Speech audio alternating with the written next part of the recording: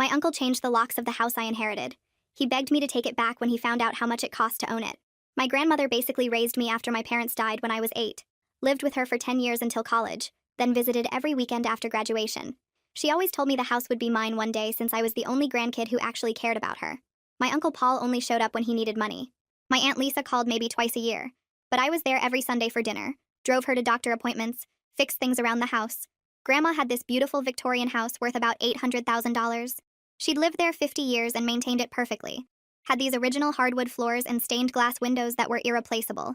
She told everyone at every holiday dinner that the house was going to me. Paul would just roll his eyes and change the subject. Grandma passed away last month. At the funeral, Paul suddenly became the grieving son, crying louder than anyone, talking about how close they were. I knew she'd left me the house, so I wasn't worried about his performance. The will reading was scheduled for the following week. Paul didn't even wait that long. The day of the funeral, while everyone was still at the reception, Paul broke into Grandma's house and changed the locks.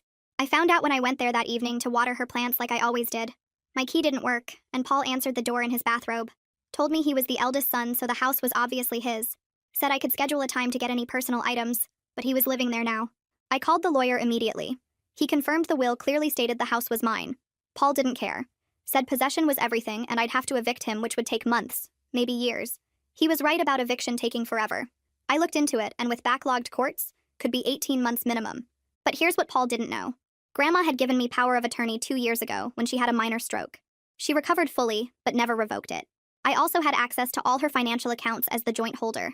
More importantly, I knew things about that house Paul didn't. Like how Grandma never updated the electrical panel from 1962. Or how the foundation had cracks she'd been monitoring for years. Or that the gorgeous copper pipes were one winter away from bursting. Paul had no idea about any of the house's quirks because he never helped with maintenance. So I started my plan. First, I canceled all the utility accounts that were still in Grandma's name. Power, water, gas, trash, everything. Told them the owner had passed and the estate was being settled. Paul had to set up new accounts, but utility companies required massive deposits since he had terrible credit. $800 just for electricity. Then I remembered Grandma's home insurance was auto-paid from her account, which I controlled. Canceled that too. Paul couldn't get insurance without proving ownership, which he couldn't do without the deed, which was in my name per the will. No insurance meant the mortgage company started sending scary letters. Oh yeah. Paul didn't know Grandma had reverse mortgaged the house 5 years ago to pay for her medical bills. That was another thing only I knew as her power of attorney. The reverse mortgage was due in full upon her death. Paul started getting letters demanding immediate payment of $300,000 or they'd foreclose. He called me panicking, but I said he wanted the house so bad he could figure it out. Next, I called every contractor in town and scheduled estimates for various repairs. Told them the new owner Paul would be handling everything. Foundation specialists, electricians, plumbers, roofers, everyone. They all showed up and told Paul about critical repairs needed. The foundation alone was $60,000. The electrical was a fire hazard that needed immediate rewiring for $30,000. The roof had maybe 6 months left. Paul was getting 20 calls a day from contractors following up on the emergency repairs. Then the city showed up. Turns out Grandma's house was in a historic district. Any changes needed special permits and approvals. Paul had started tearing out the old kitchen without permits. The stop work order came with daily fines of $500 until he fixed everything back to original condition. He couldn't afford authentic 1920s tiles and fixtures. The fines kept adding up. After 3 weeks, Paul called me sobbing. The mortgage company was starting foreclosure. The city fines were at $10,000. The house had no power because he couldn't afford the bill. Pipes had frozen and burst, flooding the basement. The contractor quotes totaled over $200,000 in necessary repairs. He begged me to take the house. I said I'd think about it. Let him sweat for another week while the situation got worse. The city condemned the property as uninhabitable due to the water damage and electrical hazards. Paul was living in a motel. Finally, I offered to take the house off his hands if he signed a statement acknowledging he'd stolen it from me initially and would pay me $50,000 in damages. Paul laughed right in my face. Said I was out of my mind if I thought he'd give me a single dollar after he already won by taking the house. The door slammed hard enough to rattle the frame. I stood there on the porch listening to him stomp around inside. Then his voice got louder. He was calling someone, probably his lawyer, and I could hear him through the door talking about my ridiculous demands. I walked back to my car feeling this weird mix of anger and satisfaction. He had no idea what was coming. Back at my apartment, I pulled out Grandma's old address book, the one with the cracked leather cover she'd kept for 40 years. Found Hattie Montgomery's name under the lawyer section. Grandma had used her for some property dispute years ago and always spoke highly of her. I called the number and got lucky when Hattie answered personally instead of some receptionist. Explained the whole situation while she listened without interrupting. When I finished, she asked me to come to her office that afternoon with all my documentation. Hattie's office was in one of those old downtown buildings with creaky floors and tall windows. She was maybe 60 with gray hair pulled back tight and these sharp eyes that missed nothing. I spread out everything on her desk. The power of attorney paperwork, the joint account statements, the will that clearly stated the house was mine, Paul's texts admitting he changed the locks. She went through each document carefully, making notes on a yellow legal pad. After 20 minutes, she looked up and smiled, told me we had multiple ways to make Paul's life extremely difficult until he gave up. Said the key was applying pressure from every possible direction at once so he couldn't catch his breath. I liked her immediately. Hattie filed an emergency motion for immediate possession the next morning, based everything on the will and Paul's illegal entry. But she warned me the court date wouldn't happen for at least 6 weeks because of the backlog. Said we should use that time to make Paul understand exactly what owning Grandma's house actually cost. She suggested coordinating a pressure campaign that would hit him from every angle. Legal, financial, municipal, everything. I told her to do whatever she thought would work. Gave her full authority to coordinate with the mortgage company, the city, anyone who could help squeeze Paul. She said she'd start making calls that afternoon. 3 days later, Paul got the formal foreclosure notice from the reverse mortgage company.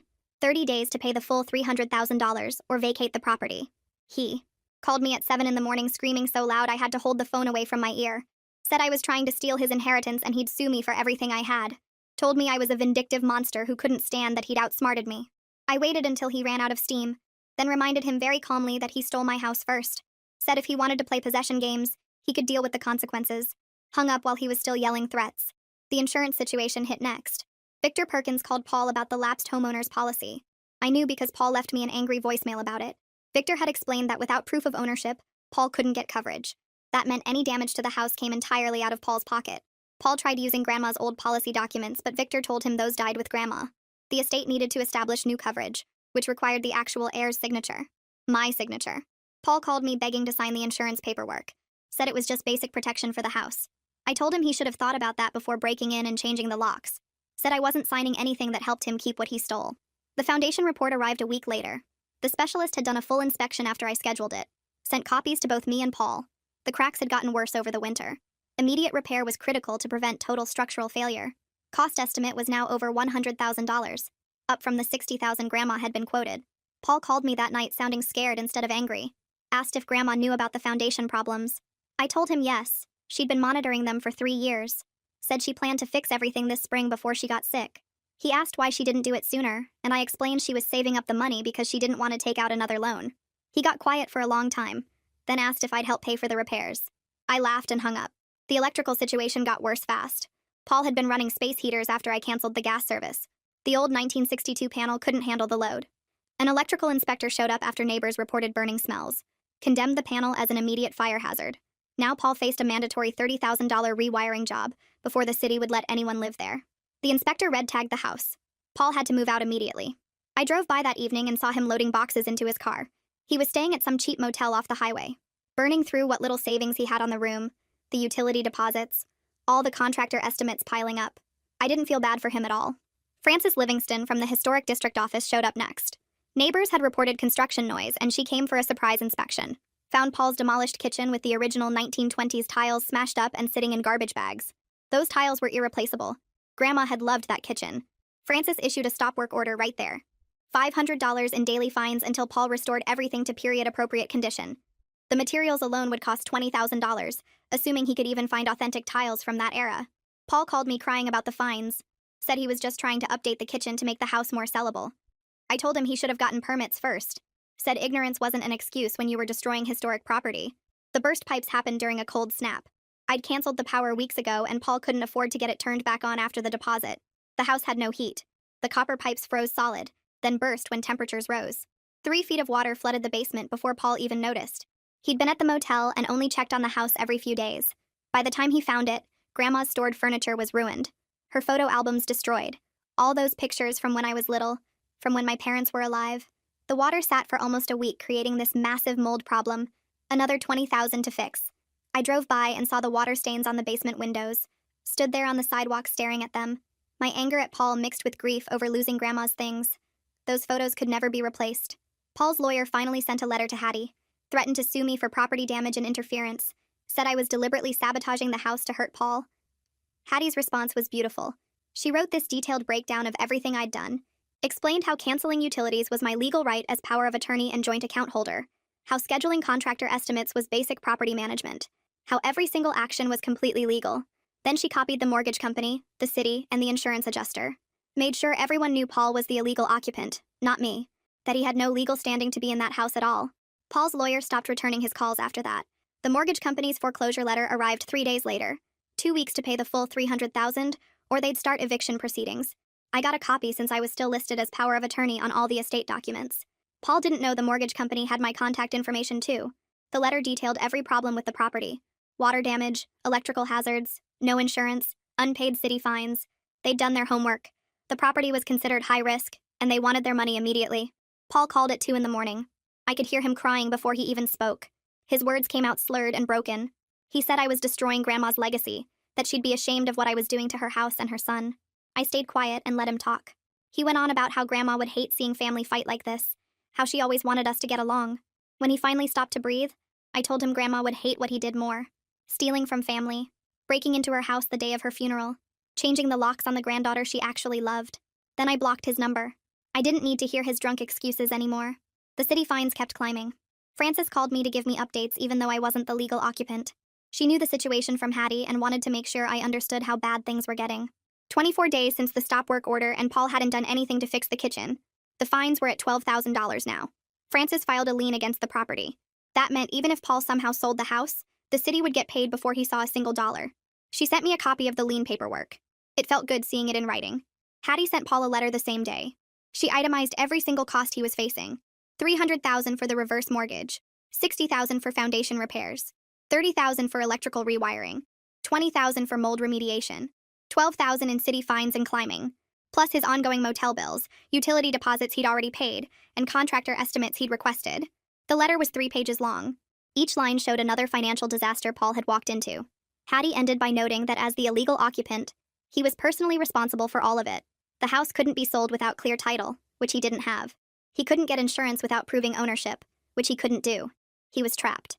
My phone rang 2 days later. Unknown number. I answered and heard Lisa's voice for the first time since the funeral. She didn't even say hello. Just started screaming. Called me a vindictive monster who was destroying her brother over a house. Said I should be ashamed of weaponizing Grandma's trust in me, using the power of attorney to hurt family. I waited until she took a breath, then told her Paul literally broke into the house and stole it. He changed the locks while everyone was at the funeral reception. He refused to leave when the will clearly stated the house was mine. Lisa didn't care about any of that. She said he was family and I was being cruel by not just sharing it. We could sell the house and split the money. Why did I have to make everything so difficult? That's when I understood. She'd always seen me as less than her blood relatives. Didn't matter that Grandma raised me for 10 years.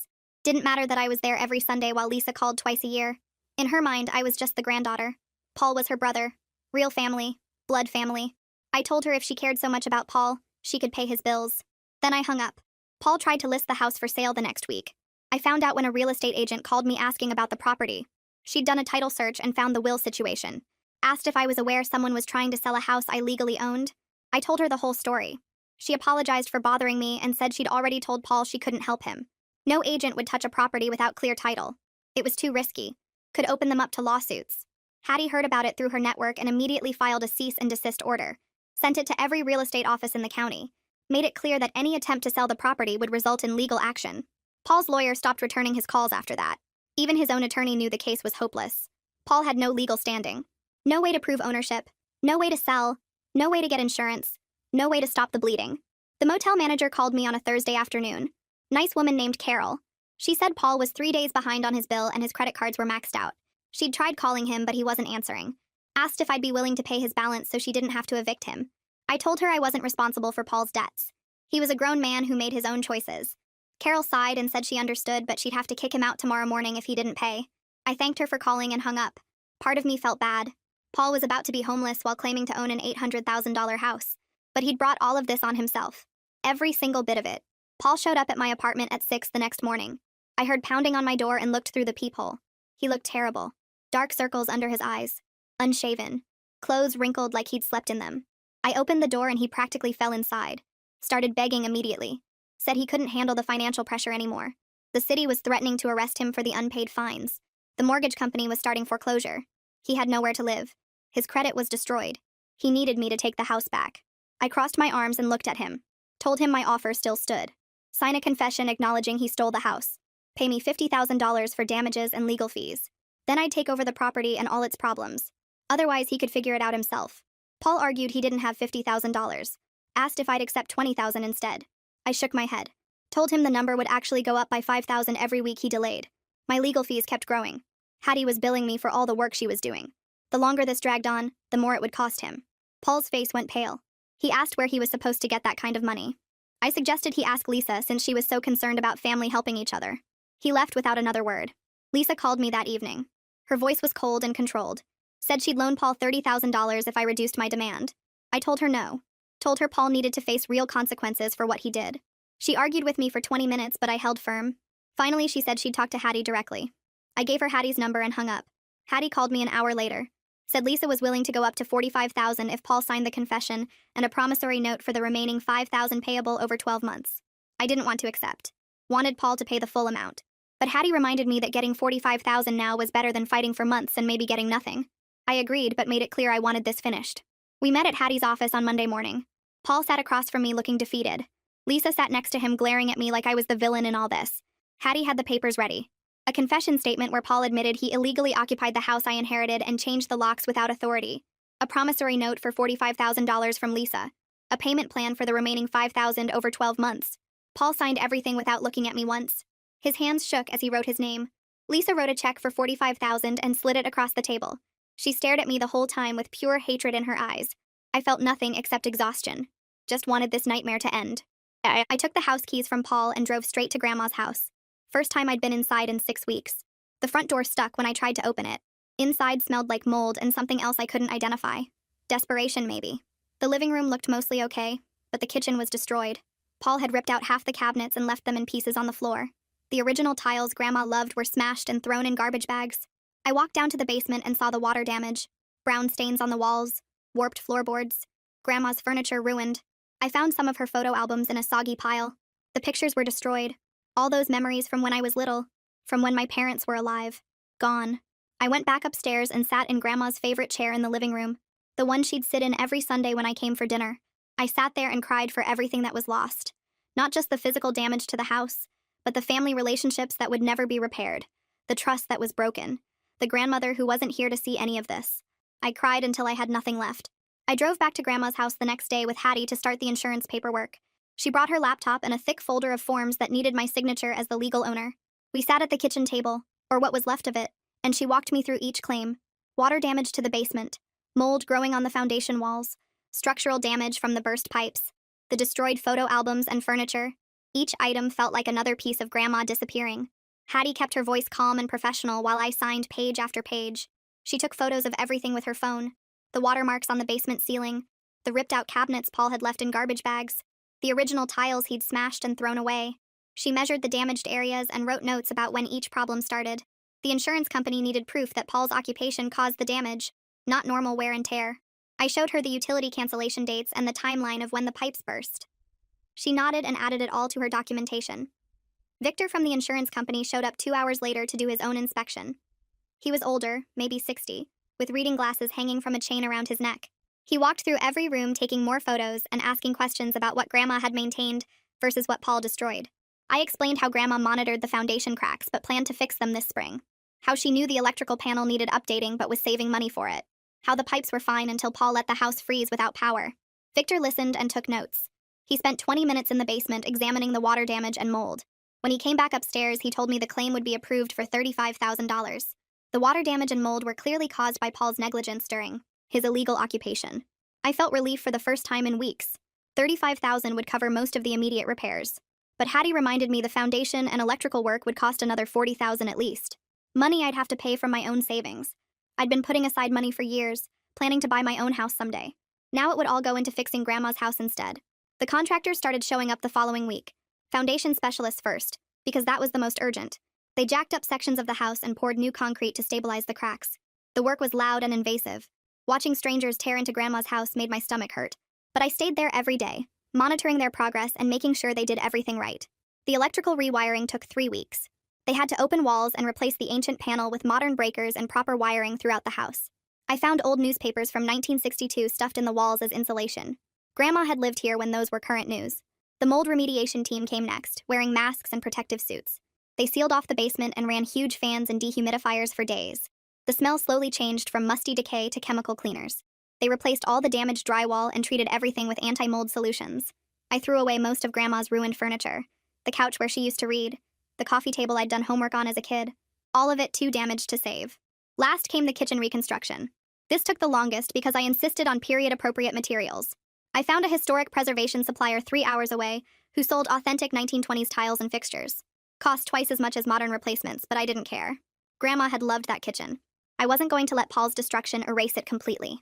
The contractor rebuilt the cabinets using photos I had from family dinners. Matched the wood stain as close as possible. Installed the vintage tiles in the same pattern Grandma had maintained for 50 years. 4 months after I took the house back, the last contractor finally left. I walked through every room checking their work. The house looked beautiful again. Better than it had in years, actually. All the deferred maintenance Grandma couldn't afford was finally fixed. But it had cost me everything in my savings account. $42,000 of my own money on top of the insurance payout. I was broke and exhausted. A thick envelope arrived from Lisa's lawyer 2 weeks later. I recognized the firm's name on the return address. Inside was a single-page letter on official letterhead. Lisa and Paul were cutting off all contact with me effective immediately. They considered me dead to the family for my cruel treatment of a grieving son. The letter used phrases like emotional abuse and vindictive behavior. Said I'd weaponized Grandma's trust to punish Paul for being the rightful heir. I read it twice, then filed it in the folder with all the other legal documents. Part of me wanted to be angry, to call Lisa and remind her that Paul literally broke into the house and stole it, that everything I did was protecting what Grandma left me. But mostly I just felt tired. I'd traded my entire extended family for this house. Paul and Lisa would never speak to me again. Their kids, my cousins, would grow up thinking I was the villain who destroyed their family. I sat in Grandma's living room wondering if she would think it was worth it. She'd always valued loyalty and truth over blood relations. Told me family was about who showed up, not who shared DNA. I'd shown up every Sunday for 10 years. Paul showed up when he needed money. Maybe she would understand why I fought so hard. Or maybe she would have wanted me to find a way that didn't burn every bridge. I'd never know. 6 months after Grandma died, I finally moved into the house. Packed up my apartment and loaded everything into a rental truck. The house was legally mine now, with my name on the deed and all the utilities transferred. Every repair finished, every bill paid. I spent the first night in my childhood bedroom, the same room I'd slept in from age 8 to 18. The floorboards still creaked in the same spots. The window still stuck when you tried to open it. The closet door still didn't quite close all the way. I lay in bed listening to the house settle around me. All those familiar sounds I'd grown up with. Grandma's presence was everywhere. In the stained glass windows she'd cleaned every spring. In the hardwood floors she'd maintained so carefully. In the kitchen where we'd had Sunday dinners for years. I'd protected her legacy. Fought for what she wanted me to have. But the victory felt hollow. I'd spent months being calculating and cold, weaponizing my knowledge against Paul, watching him suffer and not feeling sorry about it. I'd won the house but lost myself a little in the process. I went out to the front porch where Grandma and I used to sit after dinner. The same wicker chairs were still there. I sat in her spot and looked out at the street. Decided that protecting what was mine had been worth the cost. Grandma raised me to stand up for myself and not let people take advantage. Paul tried to steal my inheritance and I stopped him. Maybe there was a better way that wouldn't have required destroying family relationships. Maybe I could have been less ruthless about it. But sitting here in the house she wanted me to have, I knew I'd do it all again. Some nights I still wondered if I'd become someone Grandma wouldn't recognize. Someone willing to hurt others to protect what was theirs. But then I remembered Paul answering the door in his bathrobe, telling me to schedule a time to get my personal items. Remembered him laughing when I first demanded he leave. He made his choice. I just made sure he paid for it.